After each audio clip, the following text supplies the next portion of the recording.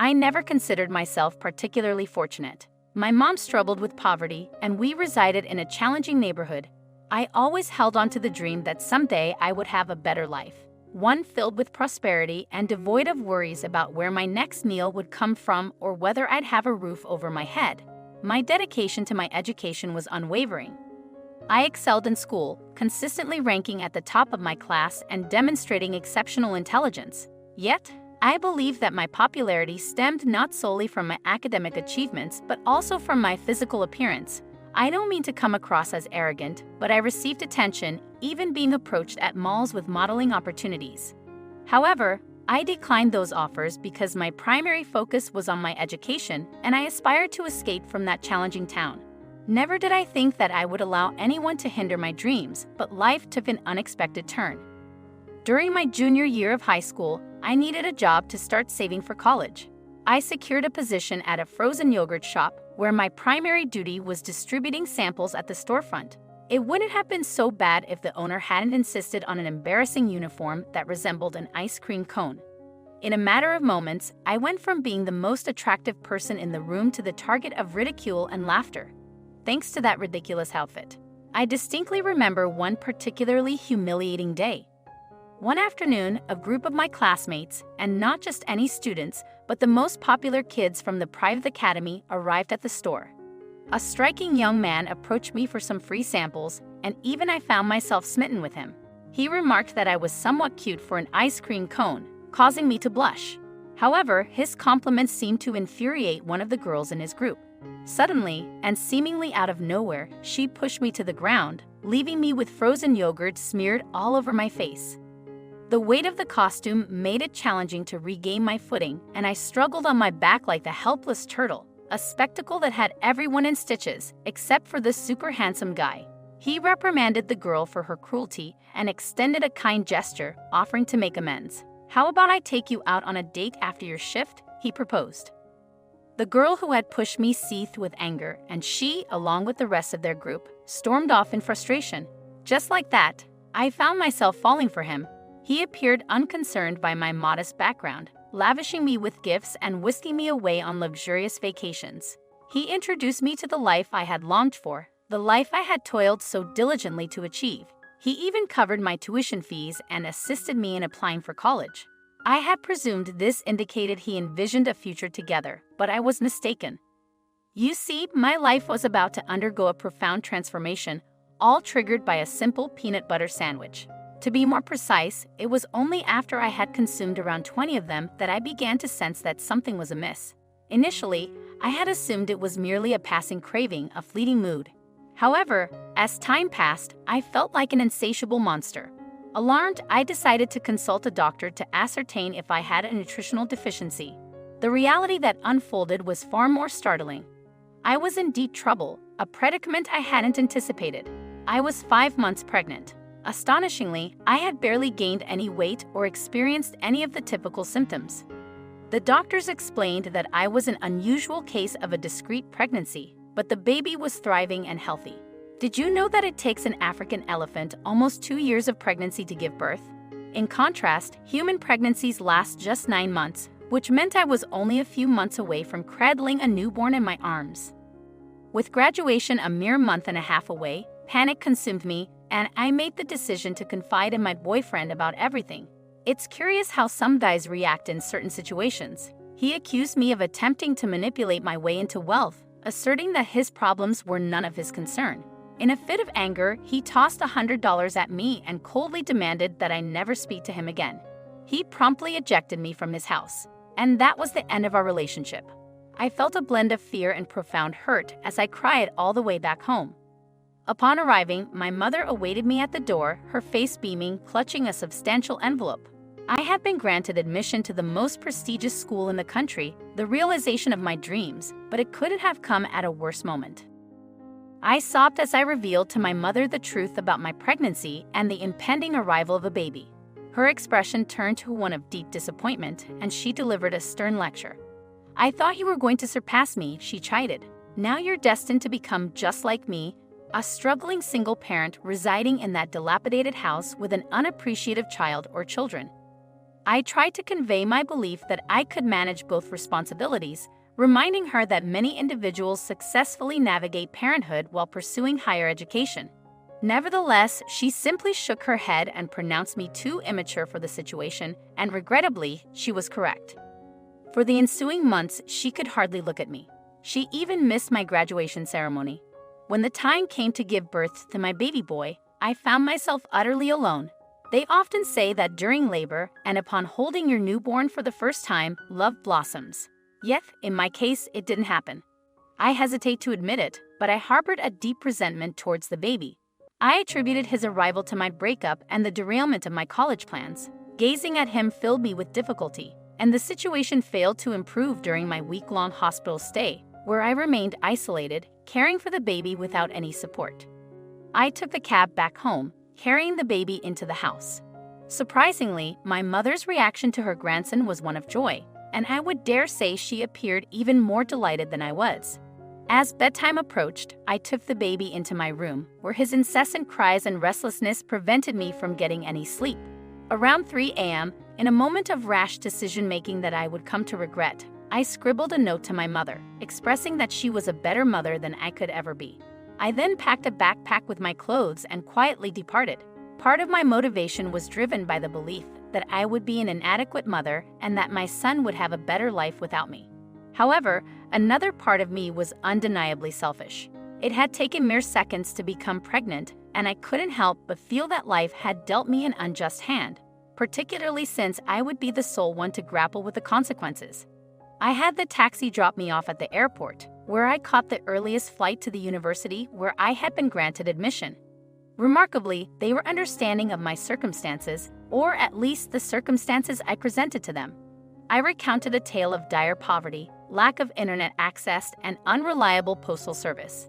I claimed that the acceptance letter had been lost in the mail, absolving me of any blame. Unbelievably, they accepted me, even providing me with a spot in the dormitory and covering all expenses. Perhaps I should have felt guilty for abandoning my son, but the allure of enjoying the fruits of my hard work proved irresistible. Years of relentless studying and menial jobs had led me to this elite university surrounded by exceptional peers. With my impressive grades and attractive appearance, I was once again popular, and my future appeared exceptionally bright. It was all too easy to forget about the son I had spent only a few days with. My mother made no attempt to contact me, and I heard nothing from her either. Once again, I found myself alone. Nevertheless, I was filled with excitement because, thanks to my substantial scholarship, I had no need to work. The burden of paying for lavish dining facilities and extravagant dormitories was lifted, and I reveled in the prospect of the life I had earned through my hard work. Life was back on track, and I was thoroughly enjoying the privileges it had to offer. However, as history often repeats itself, one day in the library, I was so engrossed in my reading that I collided with someone else. At first, he appeared somewhat irritated, but as soon as he took in my beauty, his demeanor softened rather swiftly. He was a bit older than me, but incredibly handsome. Initially, I mistook him for a fellow student, only to discover that he was an economics professor. We crossed paths a few more times, and he regaled me with tales of his opulent lifestyle. He jet-setted around the world, possessed multiple mansions, and even owned a private jet. In comparison, my ex-boyfriend seemed like a pauper. Now, I wouldn't classify myself as a gold digger, but let's face it, who can honestly deny that wealth can be alluring? I fell head over heels, not just because of his financial affluence, but because he was genuinely charming. It felt like a fairy tale. However, one day, during what had usually been our joyful dates, a sense of unease crept in. He appeared troubled, and I could sense it. Eventually, he disclosed some staggering news. He revealed that his ex-wife had passed away, leaving their 3-year-old daughter all alone. He didn't want to uproot her, so he had decided to move across the country the following month. The distance was substantial, a journey spanning more than just a few days by car. But what he told me next left me profoundly shaken. He earnestly asked, "We've only been dating for a few months, but I'd be thrilled if you consider joining me.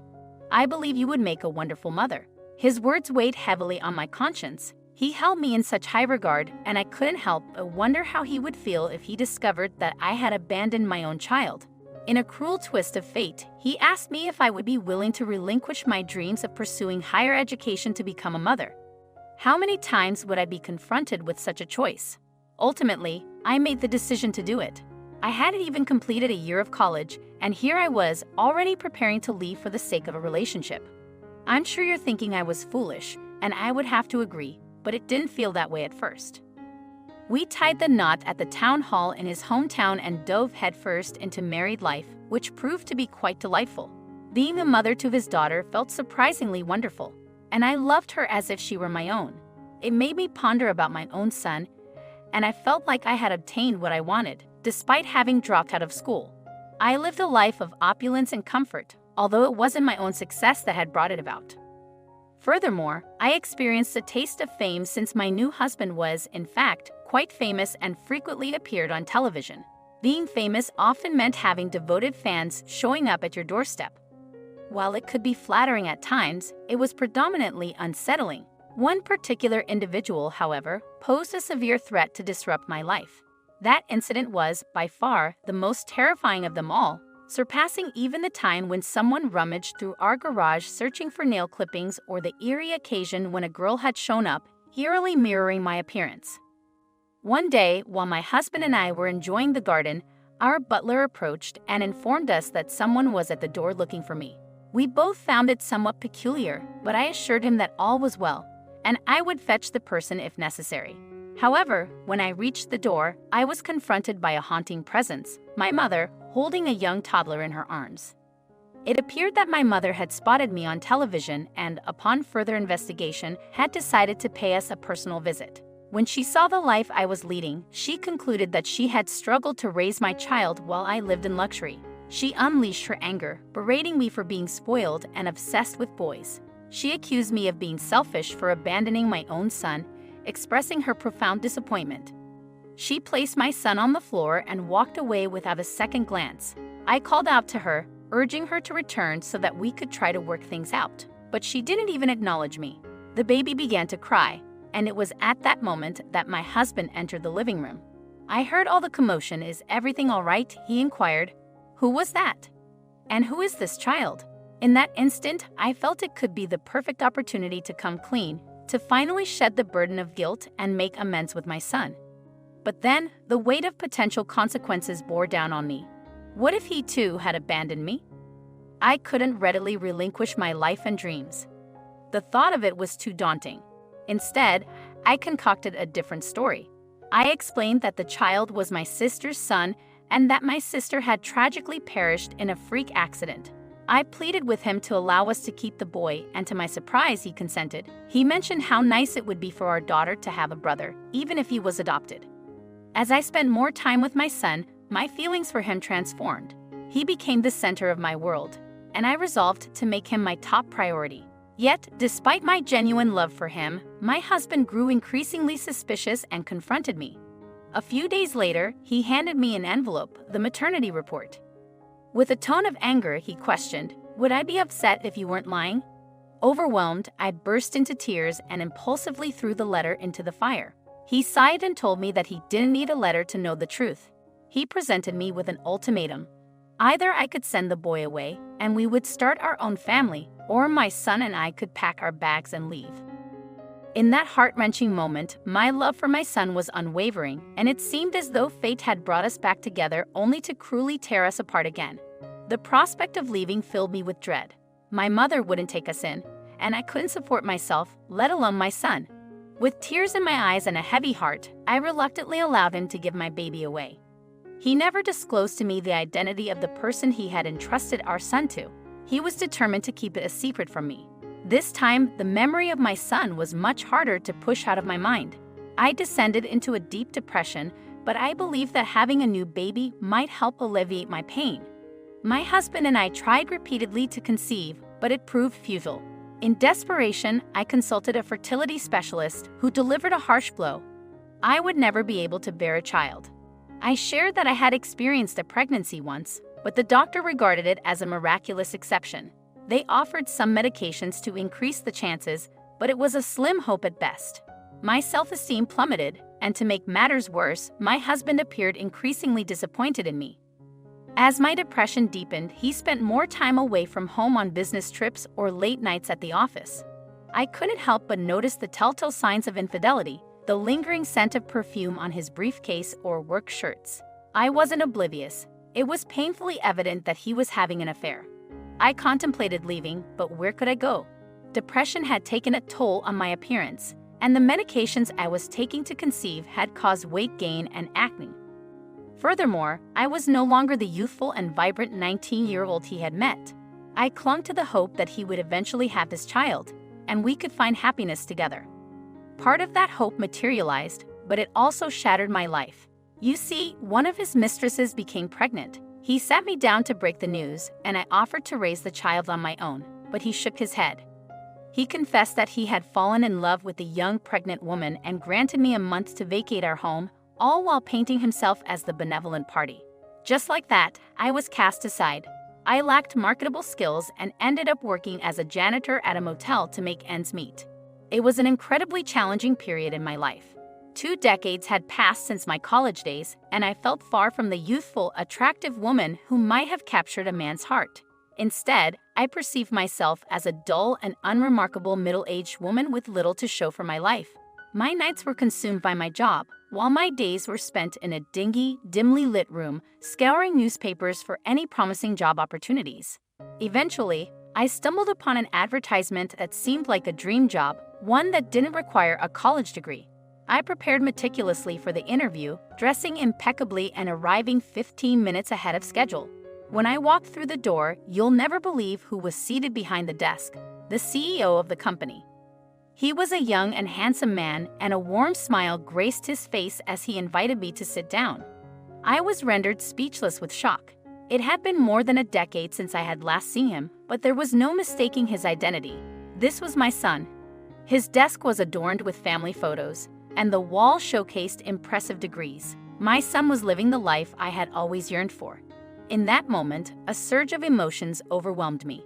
I longed to share with him everything I had felt throughout the years, how I had cherished him, and how I had missed him terribly. A part of me even entertained the idea that revealing the truth might offer me a way out of the motel where I had been residing and back into the life I once loved. My mind raced through various scenarios of how to approach the conversation. But as I sat across from him and he inquired if everything was all right, I chose silence. He was content and thriving in his success. I had burdened him with a difficult life due to my own selfish actions, and I made the ultimate decision to put his well-being first. It didn't seem fair for me to re-enter his life and potentially disrupt everything he had worked so hard to achieve. So I sat through the interview with him, maintaining the facade of a stranger. Ultimately, I secured the job and became his secretary. Surprisingly, as I worked closely with him, our relationship grew stronger. The temptation to reveal my secret was always present, but I knew deep down that it wasn't the right thing to do. Or perhaps I convinced myself of this as a means of avoiding the truth out of fear. Then, one day, he appeared visibly upset. Concerned, I asked him what was troubling him, and he began to cry. He confided in me, sharing that he had been adopted in secret. His adoptive parents had never wanted him to know, but he had retained some memories from his early childhood. He recalled moving from one house to another as a young toddler, pretending to forget everything for the sake of his adoptive parents. They did so much for me. I think they would be hurt if they knew I was interested in finding my real mother, he admitted. I asked him how he felt about it, and his response struck a chord within me. He referred to her as a loser and expressed his deep resentment, describing how she had shattered his self-esteem. He had spent countless hours pondering how someone could abandon him. But then, his tone shifted unexpectedly. He wondered if she regretted her decision. When I inquired whether he truly wanted to know the answer, he hesitated and replied, "I don't know." Soon after, he left the room. Today wasn't the right time, but I finally gathered my thoughts and resolved to reveal everything to him tomorrow, both the good and the bad.